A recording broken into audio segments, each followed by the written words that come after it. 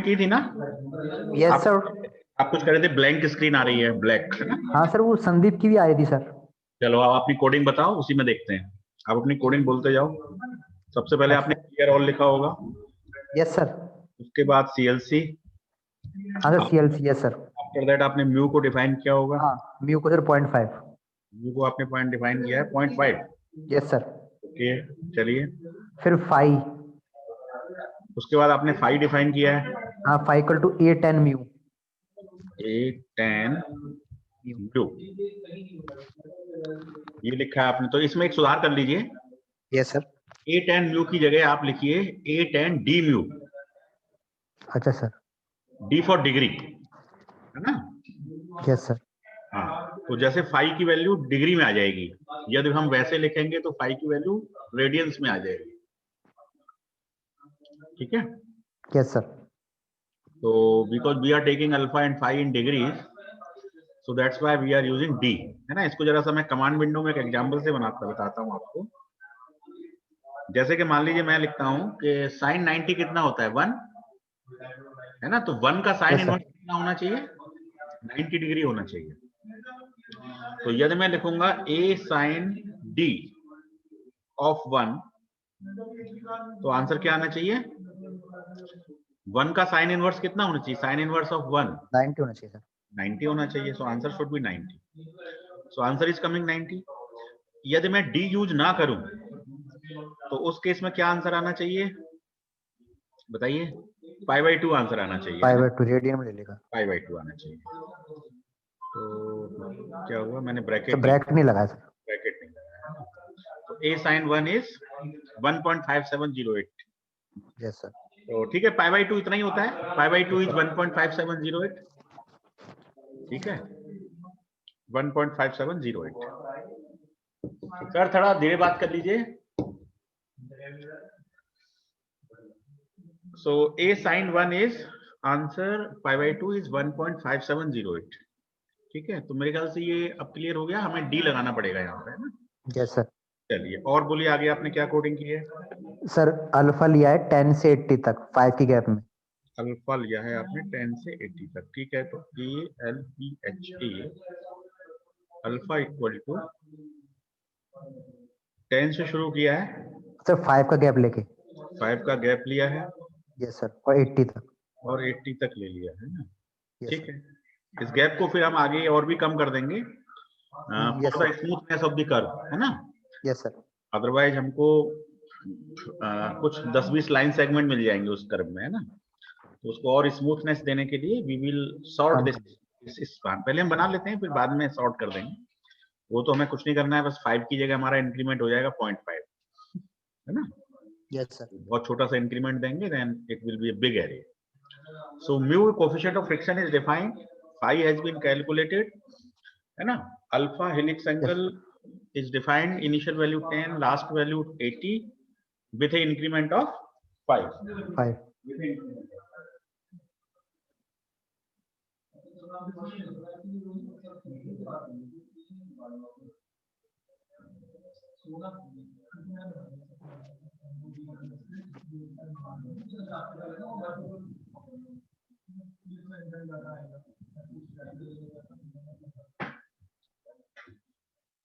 So 10 5 80 और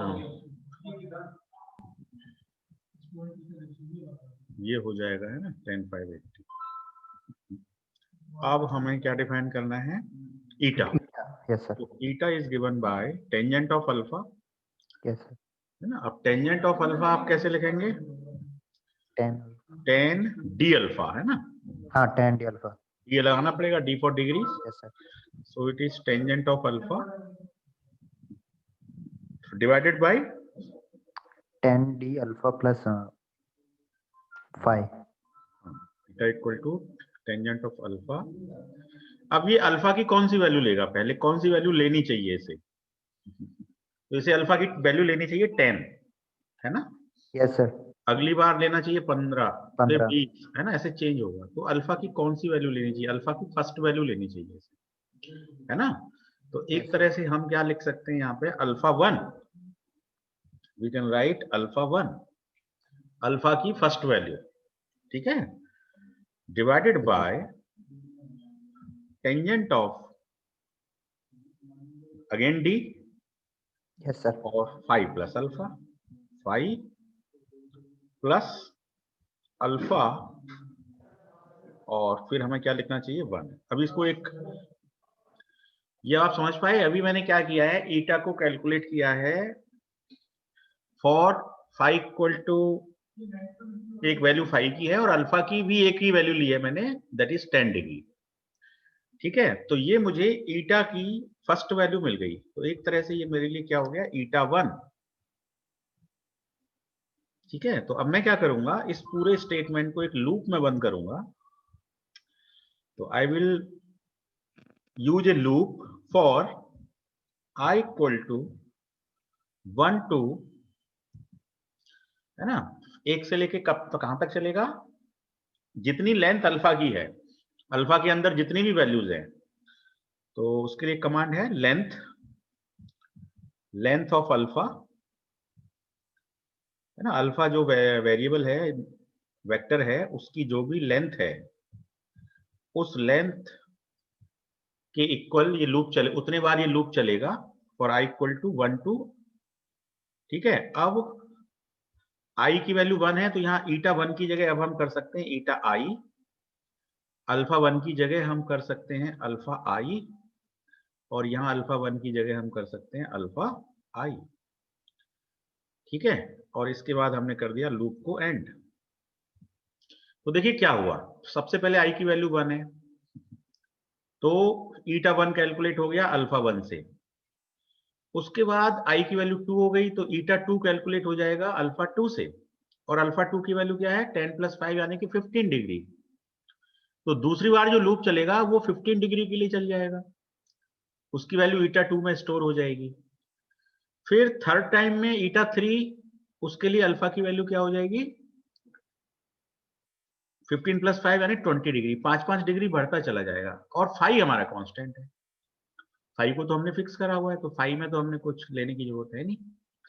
तो अब इसके क्या होगा, ईटा की कितने पॉइंट जनरेट हो जाएंगे, जैसे अल्फा के अंदर जितने भी पॉइंट हैं उतने ही पॉइंट ईटा के अंदर भी जनरेट हो जाएंगे, ईटा भी एक वेक्टर बन जाएगा। ठीक है, अब देखिए अल्फा भी एक वेक्टर है, बीटा भी, alpha is also vector, eta is also vector. तो अल्फा और ईटा के बीच में हम क्या कर सकते हैं, ग्राफ खींच सकते हैं। तो I can write plot alpha versus eta, so alpha comma eta and bracket close, plot alpha comma eta. ये लूप समझ में आया आपको, एक से लेके, जैसे अल्फा की लेंथ जो भी है 10, 5, 80 में कितनी वैल्यू होंगी, 10, 15, 20 ऐसे करीब होंगी, 18 18 कितनी वैल्यू होंगी, 18 के आसपास होंगी, या 17, 18 वैल्यू होंगी। तो ये 17, 18 के आसपास लूप चलेगा। तो आई ईटा 1, ईटा 2, ईटा 3, ईटा 4, ईटा 17 फॉर डिफरेंट अल्फा कैलकुलेट हो जाएगा। तो उसके बाद हमें प्लॉट करना है, तो इस तरह से हमको ग्राफ मिल जाना चाहिए इस कोडिंग में। तो चलिए रन करके देखते हैं, कोई एरर होगी तो उसे दूर करेंगे। सर वो ब्रैकेट आएगा सर अल्फा आई के बाद। अच्छा, अभी देख लेते हैं, इसको पहले क्लियर कर देते हैं। तो ब्रैकेट आपका आएगा 10d सर अल्फा, डिनोमिनेटर में। डिनोमिनेटर में 10d 5 प्लस अल्फा आई। ठीक है, ये वाला जो ब्रैकेट स्टार्ट हुआ है ये ब्रैकेट और क्लोज हो जाएगा। गुड, ठीक है, अब चलिए इसको रन करते हैं। तो रन करने पे हमसे पहले इस प्रोग्राम को सेव करवाएगा। तो चलिए प्रोग्राम का नाम डाल देते हैं इफिशियंसी ऑफ स्क्रू, है ना, efficiency of screw, this is the name of the program. Save it and now run it. तो देखिए रन करने पे हमारा प्रोग्राम फिगर बन गई है। आपको फिगर दिख रही है क्या? No sir. नहीं दिख रही, हाँ नहीं दिख रही है ना, तो मैं अभी आपको शेयर करूंगा फिगर को। उससे पहले मैं जरा कमांड विंडो का आउटपुट एक बार देख लें। कमांड विंडो तो आपको विजिबल है ही है ना। कमांड विंडो में देखें शुरू से क्या हुआ, ईटा इक्वल टू 0.2377, ईटा 1 की वैल्यू है। फिर ईटा के अंदर दो वैल्यू हो गई, ठीक है, ईटा के अंदर दो वैल्यूज हो गई। ठीक है, अभी ये इफिशियंसी पॉइंट्स में है, इसमें से हम 100 से मल्टीप्लाई कर देंगे, then this efficiency will be in the percentage. तो पहले 23% इफिशियंसी है, देन 30% इफिशियंसी है, मतलब अल्फा बढ़ता जा रहा है तो ईटा भी बढ़ता जा रहा है। ठीक है, 23%, 30%, 34%। ठीक है, 3 वैल्यूज हो गई। 37% बढ़ गया, 38% और बढ़ गया, 38 के बाद अब ये क्या हुआ, घटना चालू हो गया। ठीक है, तो देखो 15 डिग्री पे 23%, 20 डिग्री पर 30%, 25 डिग्री पे 34.46, है ना। देखो यहां से शुरू हुआ 15, 20, 25, 30, 35, 35 तक ये बढ़ा और 40 पे जाके ये क्या हो गया, थोड़ा रिड्यूस हो गया। ठीक है, 40 पे रिड्यूस हो गया और फिर रिड्यूस होना चालू है ना, रिड्यूस होता जा रहा है 36, 33, है ना, इट इज रिड्यूसिंग कंटिन्यूअसली, है ना, और ईटा की सारी वैल्यूज हमें देता जा रहा है। तो इन सभी ईटा की वैल्यूज को यदि हम कमांड पे केवल लास्ट में दिखाना चाहें तो हम क्या कर सकते हैं, यहाँ पे हम सेमीकोलन लगा सकते हैं, तो हर स्टेप का आउटपुट हमें नजर नहीं आएगा, हमने आउटपुट सप्रेस कर दिया। और उसके बाद हम ईटा को देखना चाहते हैं तो ईटा को प्रिंट करा सकते हैं, ईटा। ठीक है, ईटा को भी प्रिंट करा सकते हैं, अल्फा को भी प्रिंट करा सकते हैं एक मैट्रिक्स में। तो चलिए अल्फा वर्सेस ईटा, ये हमने एक मैट्रिक्स में प्रिंट करा। ठीक है, अल्फा का साइज क्या है 1/14, ईटा का साइज 1/14, तो अब ये मैट्रिक्स हो जाएगा 2/14। चलिए एक बार प्रोग्राम, और इसमें 100 का मल्टीप्लाई भी कर देते हैं, तो हमारी ईटा जो है किस में हो जाएगी, परसेंटेज में हो जाएगी, तो let it is into 100। So now run again, है ना, सो यू विल फाइंड। अब देखिए कमांड विंडो का आउटपुट कितना कम हो गया, केवल लास्ट वैल्यू नजर आ रही है। देखो फर्स्ट लाइन अल्फा के लिए है 10 degree, 15 degree, 20 degree, up to 80 degree, 15 values हैं टोटल अल्फा के अंदर। तो ईटा की वैल्यूज जो है 23 से 30, 34, 37 बढ़ती जा रही हैं। 38 तक बढ़ने के बाद it is reducing 37 and so on, फिर ये माइनस में पहुंच गई यहाँ पे एफिशिएंसी, इसमें पहुंच गई है 60 डिग्री के बाद में it has reach to minus, then minus, minus and minus, है ना, 70, 75 एंड 80 डिग्री। अब जरा सा इसका कमांड विंडो का आउटपुट देखते हैं फिगर का। तो it is not visible to you, मैं आपको इसे शेयर करता हूं पहले। तो share screen, figure 1 and share. देखिए जरा, ये फिगर विजिबल है क्या आपको? Yes sir. हाँ, लेकिन अभी आउटपुट हमारे हिसाब से थोड़ा सा गड़बड़ लग रहा है ये, है ना। इसको चेक करिए क्या आउटपुट सही है। देखो सबसे पहले हमारा एंगल वेरी हो रहा था 10 डिग्री से, है ना, तो 10 डिग्री पर इफिशियंसी जो भी थी वो ठीक है, ये आ रही है। तो इस तरह से ग्राफ होते हुए और फिर ये इफिशियंसी इस पॉइंट के बाद में यहाँ तक, ग्राफ तो पैटर्न तो सही आ रहा है ग्राफ का, है ना। यदि हम इसको यहाँ तक ही देखें 60, 70 एंड 80, ठीक है, इधर 10, 20, 30 ये हेलिक्स एंगल है एक्स एक्सिस पर, और वाई एक्सिस पे आपकी क्या है, इफिशियंसी है। तो इफिशियंसी आप देख रहे हैं कि 50% से नीचे ही है सारी इफिशियंसी, है ना, पॉजिटिव में सबसे नीचे ही है। तो अब हम जरा सा प्रोग्राम में चेंज करते हैं हल्का सा। I am sharing the MATLAB window. ठीक है, अब हम हेलिक्स एंगल को 0 से ही शुरू करते हैं। कहां से शुरू करते हैं, 0। ठीक है, helix angle is started with 0 and I am giving a very short increment. Let it is 0.5. Increment is 0.5, and let I am going up to 50 degree. Up to 50 degree. Now I am running it. मैं इसी programme को फिर run करता हूँ। तो अब हमारे इसमें कितनी वैल्यू जानी चाहिए एफिशिएंसी की, कौन बताएगा? लगभग 100 आएगी सर। ना 45 का इंक्रीमेंट है तो 100 वैल्यूज आनी चाहिए, है ना। तो चलिए गुड, F5 रन करते हैं इसको। 101 वैल्यूज आ गई है ना, जीरो भी इंक्लूड हो गया, दैट्स व्हाई इट इज 101। सो यदि आप एफिशिएंसी को अब आप देखें तो जीरो से देखते हैं कितनी आई है, और फिर इसका ग्राफ भी दिखाते हैं आपको। तो देखिए when alpha is zero the efficiency is 0.5 बढ़ती जा रही है, 1.7, 3%, 4%, 6%, सही चल रहा है काम।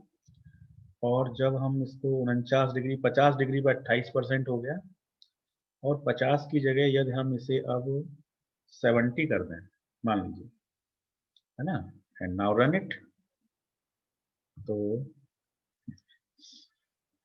70 करने पे 64, 63, है ना, 63.5 पे ये नेगेटिव होना शुरू हो गई है ना, 63.5 पर ये नेगेटिव वैल्यू आ रही है, राइट।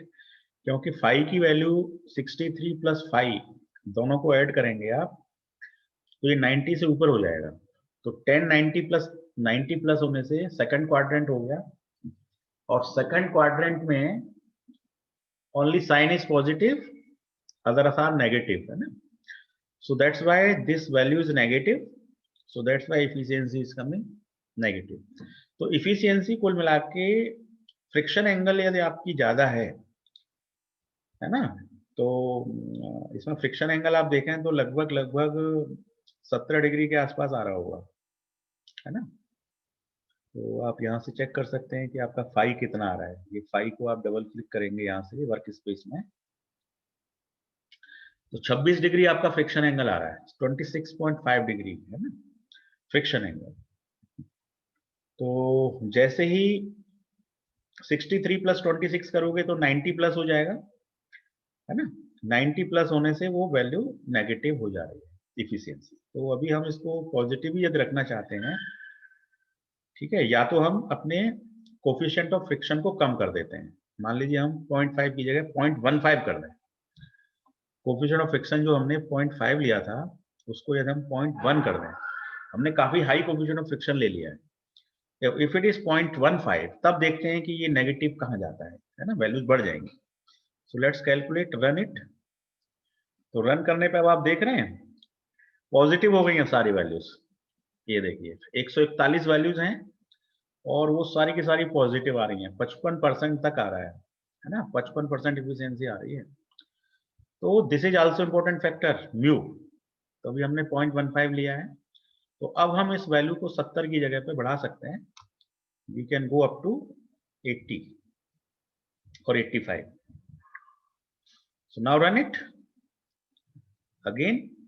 तो देखिए अब ये कहां पे नेगेटिव होना शुरू हुआ, 81 के बाद ये नेगेटिव आ गई इफिशियंसी, है ना।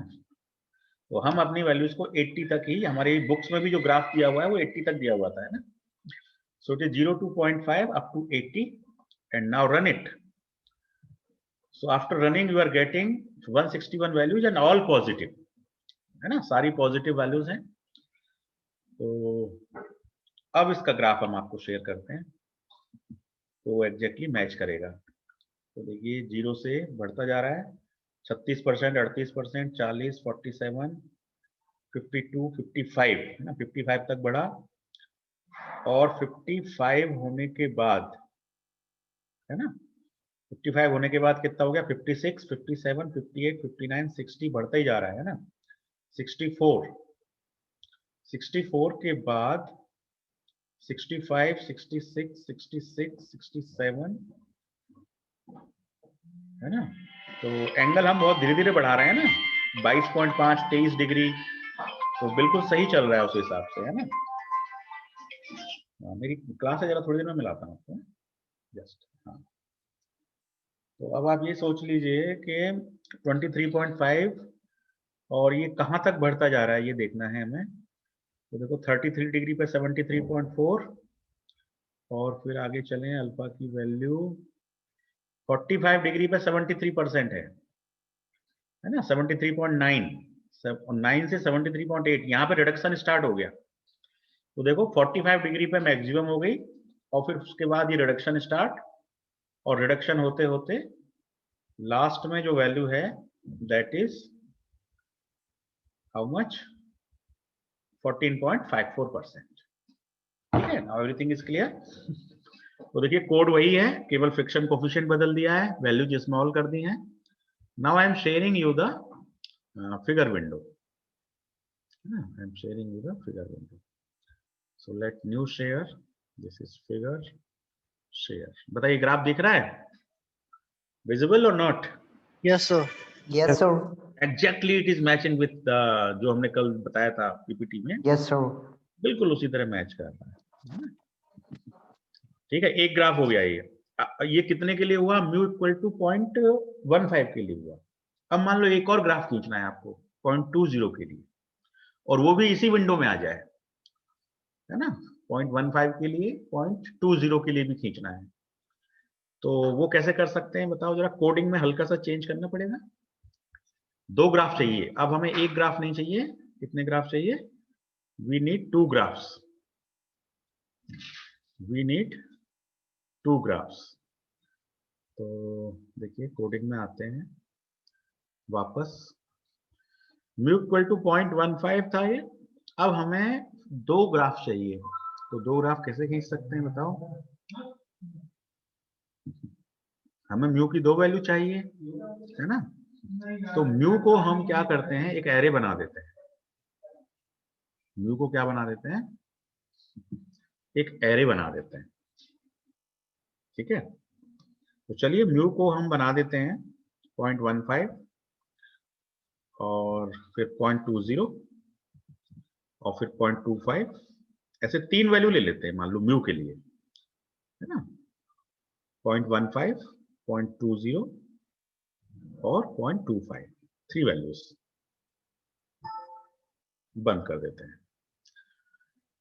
तो because we are having 3 mu, it means we are having 3 phi, है ना। हमारे पास फाई भी 3 हो जाएंगे,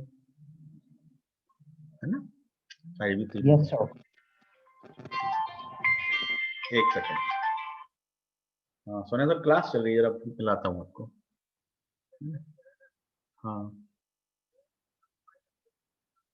हाँ मैं मिला रहा हूँ अभी आपको तुरंत, है ना, क्लास के लिए।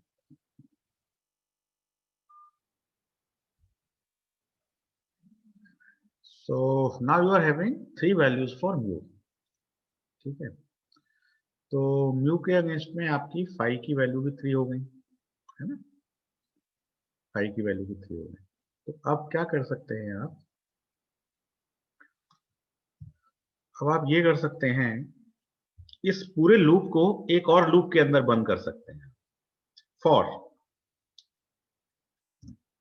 ठीक है, एक और लूप के अंदर बंद कर सकते हैं, j इक्वल टू 1 to 3।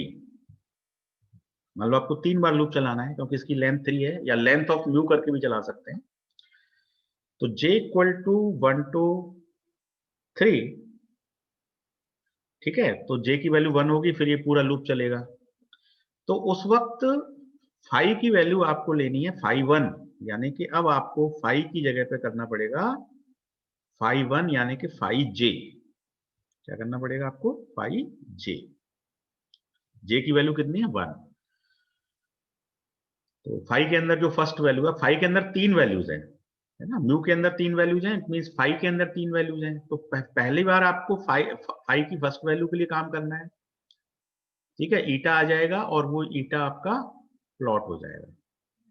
ठीक है, और फिर इस वाले लूप को हम यहाँ पे बंद कर देंगे। एक और एंड आएगा कीवर्ड, क्योंकि 2 लूप हैं तो 2 एंड आएंगे। ठीक है, तो जब पहले वाले फाइल के लिए प्लॉटिंग कंप्लीट हो जाएगी तो फिर j की वैल्यू 2 हो जाएगी। j की वैल्यू 2 होने से i फिर 1 से लेंथ तक चलेगा, है ना। अल्फा की वो वैल्यूज वही रहेंगी और ये ईटा फिर से कैलकुलेट हो जाएगा। अब यहाँ पे फाई j में j की जगह 2 आ जाएगा। j की जगह क्या आ जाएगा? 2 आ जाएगा। करेक्ट। तो आई थिंक इस हिसाब से आप करेंगे तो आपको 3 ग्राफ मिल जाने चाहिए। मैंने क्या किया है, पुराने वाले लूप को एक नई लूप के अंदर बंद कर दिया है। तो 3 बार लूप चल रहा है, पहली बार चलेगा पहला ग्राफ, दूसरी बार रन करेगा दूसरा ग्राफ, तीसरी बार रन करेगा तीसरा graph. So these are the advantages of the looping, repetition work can be made easy. चलिए इसको रन करके देखते हैं, कोई एरर आएगी तो उसको दूर करेंगे। सर हाँ बोलिए। सर विदाउट लूप नहीं कर सकते थे?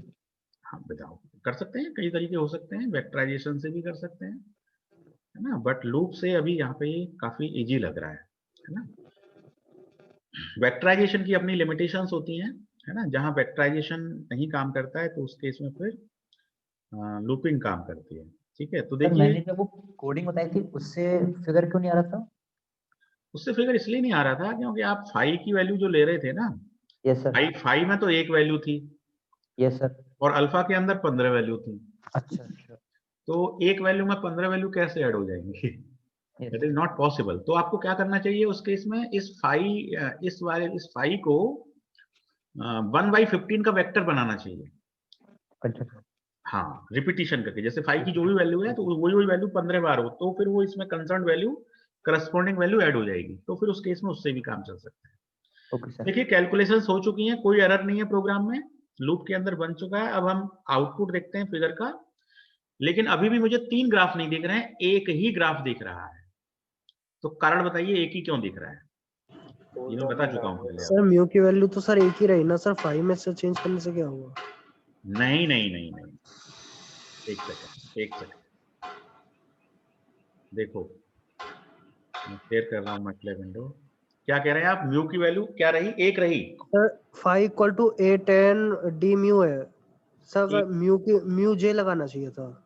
नहीं नहीं नहीं नहीं, आप नहीं नहीं नहीं ऐसा नहीं है। देखो आप फाइव को यहाँ पे फाइंड करके देखो कि फाइव क्या कैलकुलेट हुआ है ना, एंटर करिए।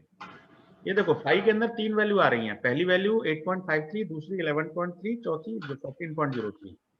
देखो मैटलैब का फंडा ही यही है, इफ म्यू के अंदर 3 वैल्यू हैं तो उसकी टेंजेंट म्यू के अंदर भी 3 वैल्यू हो जाएंगी। तो 5.1, 5.2, 5.3, ठीक है, 5 के अंदर 3 वैल्यू है, प्रोग्राम में कोई एरर नहीं है। अब मेरा क्वेश्चन ये था कि अभी भी फिगर विंडो जब मैंने देखी, आपको तो अभी दिखाई नहीं पड़ रही है, उसमें एक ही ग्राफ आ रहा है, 3 ग्राफ नहीं आ रहे हैं। तो ऐसा क्यों हो रहा है? ऐसा इसलिए हो रहा है कि पहला ग्राफ बनता है, दूसरा जब बनता है तो पहला खत्म हो जाता है, तीसरा बनता है तो दूसरा खत्म हो जाता है ना। तो मैटलैब बाय डिफॉल्ट क्या करता है, पुराने ग्राफों को हटाता चला जाता है, नए ग्राफों को प्लॉट करता चला जाता है। यदि हमें पुराने ग्राफ भी चाहिए तो हमने आपको एक कमांड बताई थी और उस कमांड का नाम था होल्ड कमांड, है ना। तो अब मैं यहाँ पे होल्ड यूज करूंगा, होल्ड ऑन। तो होल्ड ऑन करने से पुराना ग्राफ, फिर सेकंड ग्राफ, फिर थर्ड ग्राफ, ये सारे ग्राफ आपको स्क्रीन पर दिखाई देंगे। तो चलिए जरा रन करते हैं इसको, है ना, रन हो चुका है। फिगर विंडो देखते हैं, अब 3 ग्राफ आ गए। मैं जरा शेयर करता हूं आपको, new share, and this is figure number 1। देखिए स्क्रीन पर कितने ग्राफ नजर आ रहे हैं आपको? 3 ग्राफ हो गए। तो अब इसमें कौन सा ग्राफ ज्यादा कोफिशिएंट वाला है? मतलब 3 फ्रिक्शन है, 0.15, 0.20, 0.25। तो 0.25 वाला कौन सा है इसमें, ऊपर वाला या नीचे वाला?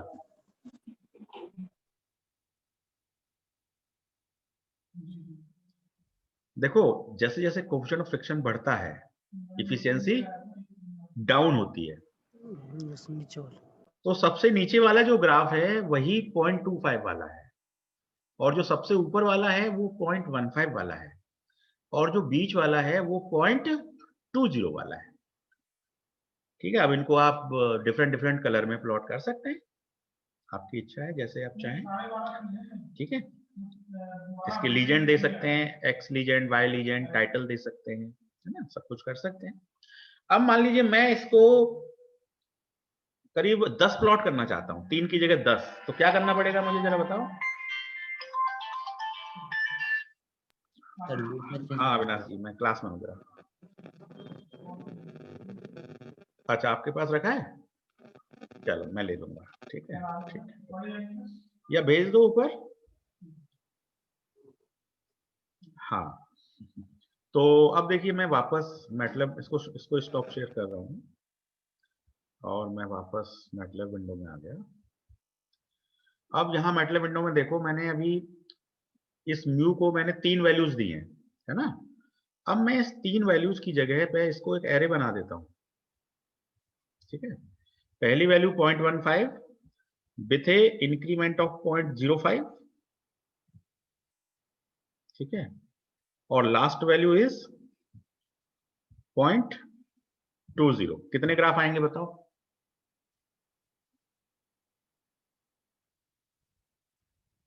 दो ही आएंगे ना। 2 ही क्यों आएंगे? हाँ,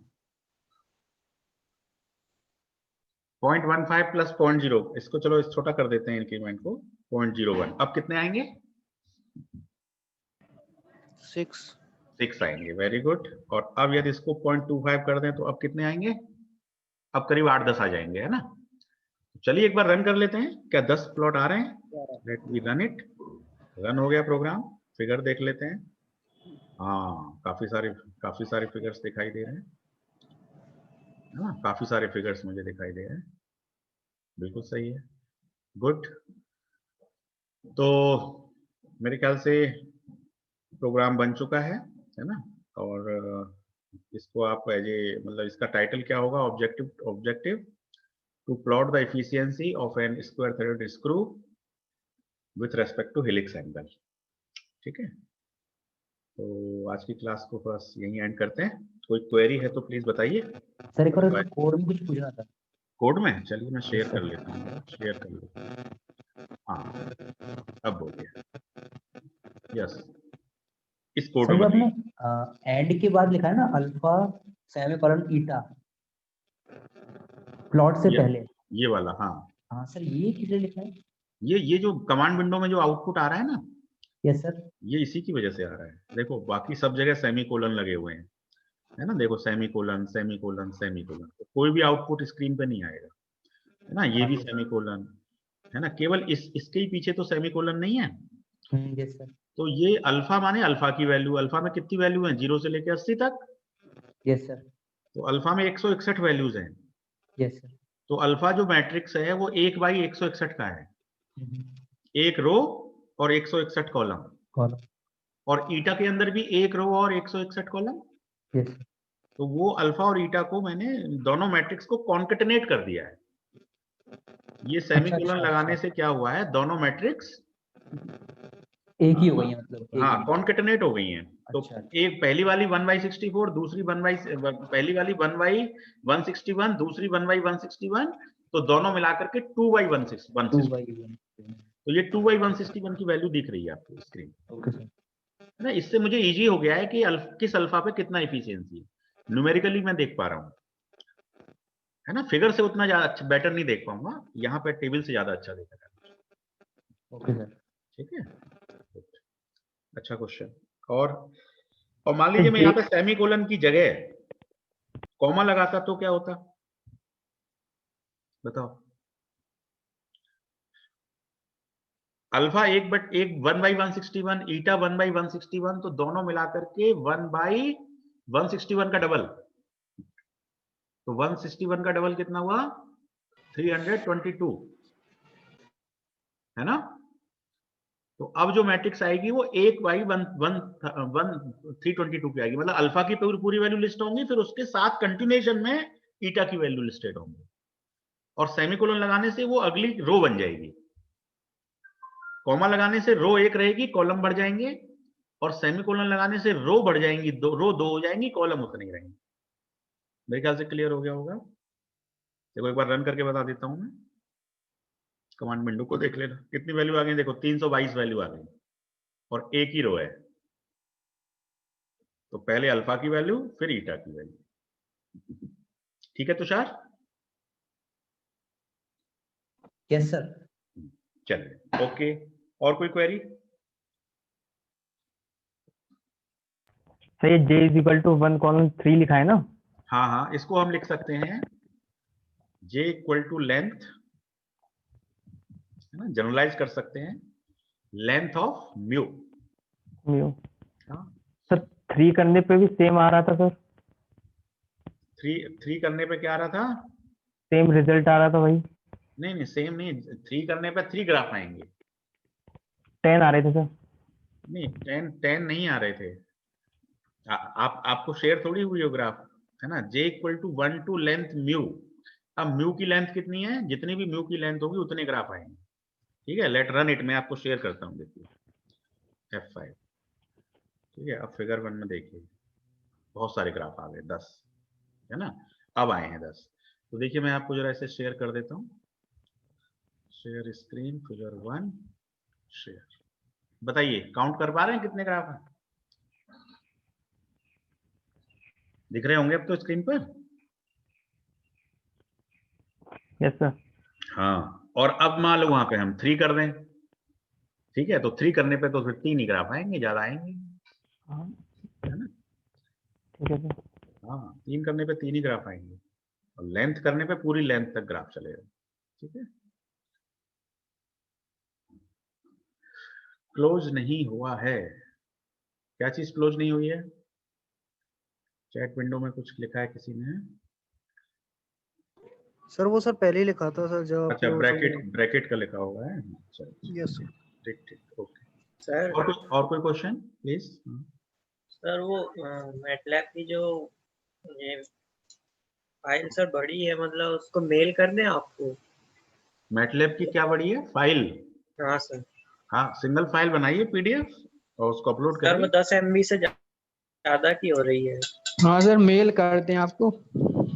नहीं नहीं, उसमें कितने एमबी तक ले रहा है वो? 10 MB। वो तो ले लेता है कितना भी एमबी हो। सर 10 तक ही लेता है सर। नहीं लेता सर, 10 के ऊपर। 10 के ऑनलाइन कंप्रेस हो जाएगा। हाँ, तो छोटी फाइल करके अपलोड करो, है ना। सर वो मेल कंप्रेस का कर भेज रहे हैं देंगे, तो मेल पे रिकॉर्ड चेक नहीं होगा। पोर्टल के अंदर कंसोलिडेटेड रिकॉर्ड एक जगह रहता है ना। तो वहीं वहीं भेजना है आपको, भले ही फाइल यदि बड़ी बन रही है तो उसे थोड़ा कंप्रेस कर लीजिए, है ना। आजकल तो ऑनलाइन कंप्रेसर भी अवेलेबल है।